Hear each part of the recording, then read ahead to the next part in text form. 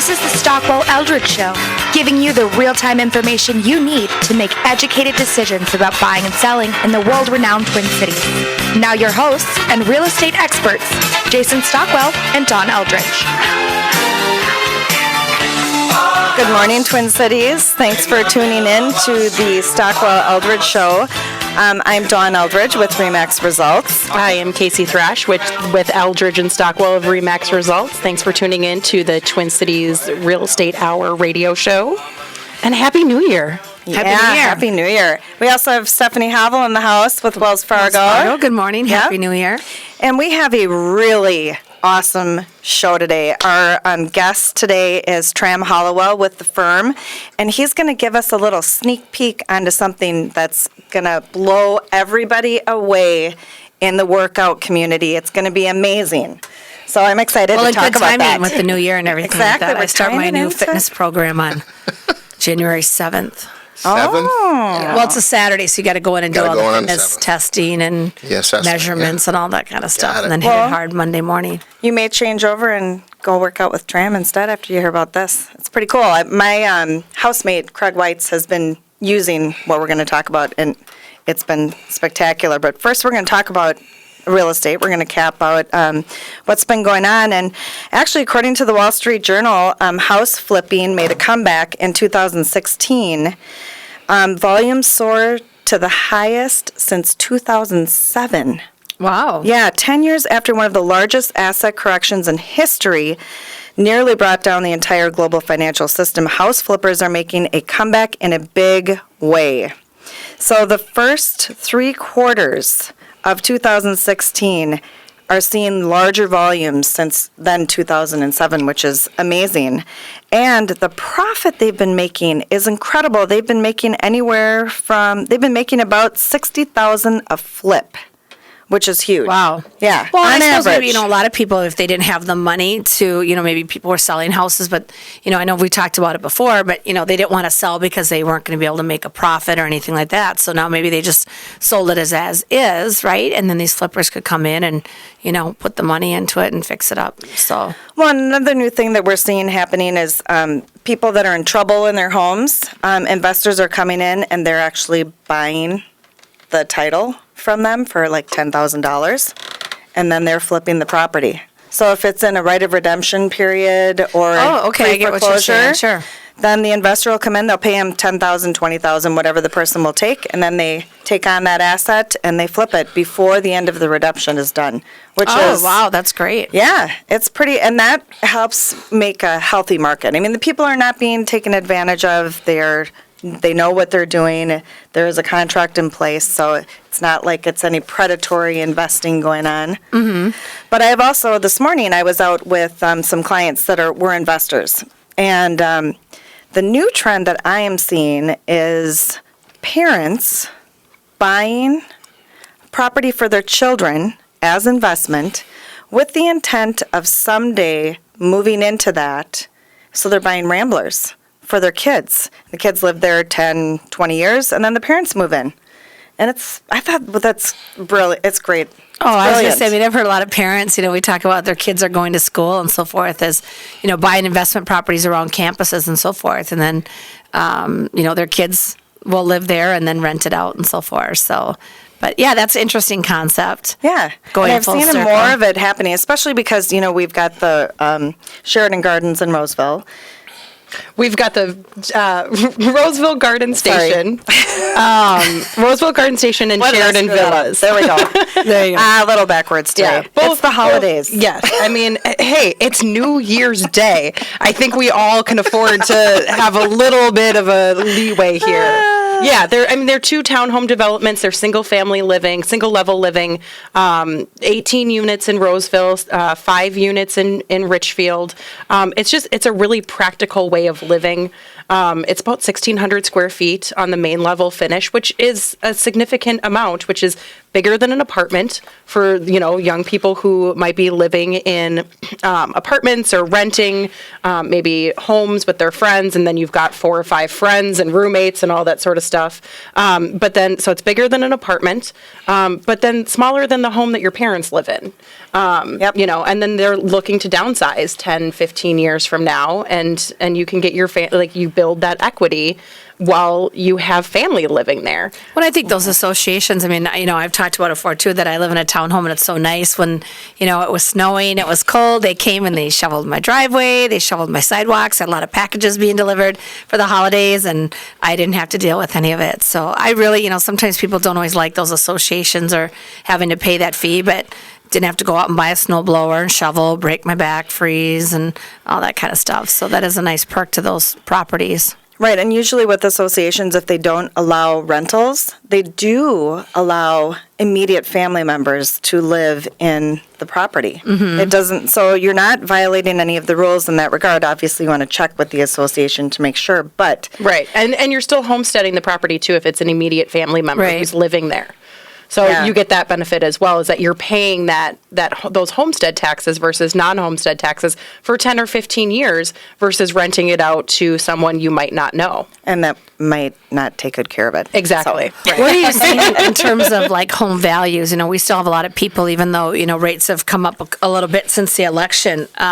What are you seeing as far as property values ending out the year and going into 2017, staying the same, increasing? I know there's a lot of new construction going on too, so. Yep, and that's actually what the investors that I was working with this morning, they were buying new construction because of the 10-year warranty for material defect. It was a very, I liked their thought process. But what I'm seeing is I think that home prices are stable. Right now, I do think that they're going to continue to go up next year. Obviously, I don't have the crystal ball to predict everything, but all signs are pointing to that we're going to have another healthy market this year. Not dramatic increases, but they haven't been dramatic year over year. Right. We have seen increases, but they're acceptable. It's not a sudden jump. Yeah, and I think taking 2017 time. is going to be a good year for purchase. Obviously, a lot of people have refinance and things like that, which rates are still amazing. Very They low, are. so really good opportunity and so forth. And the new construction, I talk about it all the time in Blaine. It's just crazy. I just went on to a website last night looking at open houses or properties for sale, and just in the Blaine area, there was 305 listings. So, Wow. it's great. It's definitely a growing area, and we're seeing it. Our pre-approvals we're still getting a lot of calls and people coming into our banks and calling in and looking to get pre-approved or having questions and things like that. So it's great. I just helped some buyers get into a place they closed this week, and it was very interesting because the people had bought it this summer when the market was really hot. They were in multiple offers. My clients got it for a significant amount under, and they wrote a letter to the sellers telling them how much they loved the house and they wanted to raise their family there, and the sellers didn't counter on price. I was Really? floored. Oh. I was expecting it because Yeah, it seemed like that was one of those things, like there's always the bucket challenge. There's always something going around that kind of seemed to be the trend for a while, is write the seller a letter and all that kind of stuff. And I haven't does heard work. of that lately. No, but- it works. And, the market is so different in the winter, especially this winter. They went on, they put that house back on the market when the market was really quiet. It was at the end of July.